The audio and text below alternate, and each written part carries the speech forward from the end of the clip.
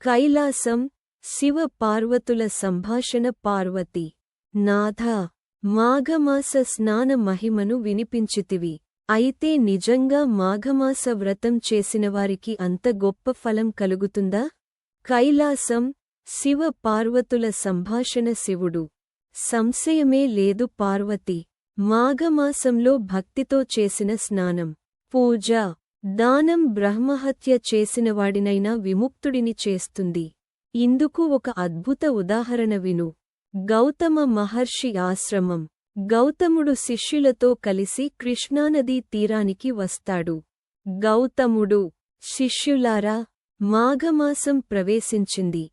ప్రతిరోజూ సూర్యోదయానికి స్నానం చేసి శ్రీహరిని పూజించండి.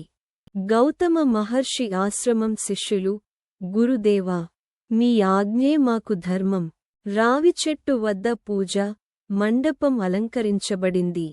శిష్యుడు: గురుదేవా, శ్రీహరి చిత్రపటం సిద్ధంగా ఉంది.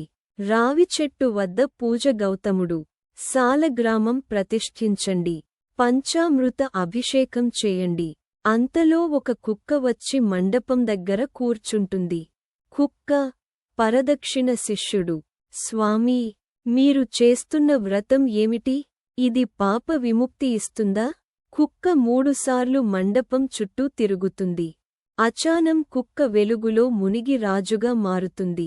కుక్క నుంచి రాజుగా మారిన జయచంద్రుడు రాజు: మహర్షి, నేను జయచంద్రుడను. చంద్రవంశానికి చెందిన రాజును.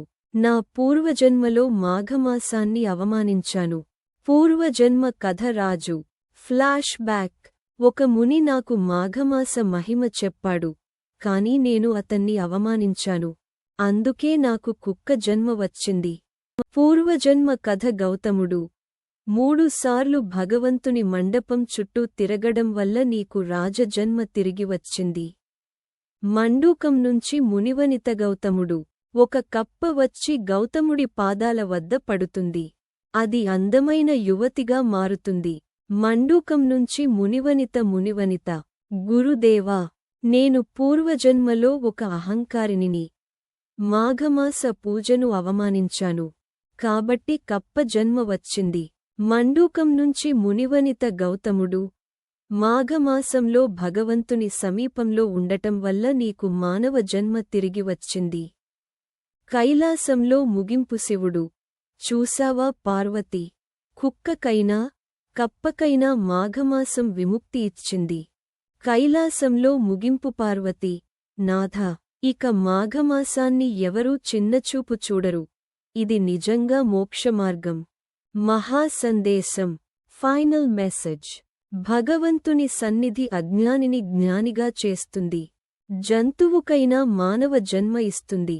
మాఘమాసం ధర్మానికి రాజమార్గం. అలా వాసిష్ఠుడు దిలీప్ మహారాజుకు చెప్పారు.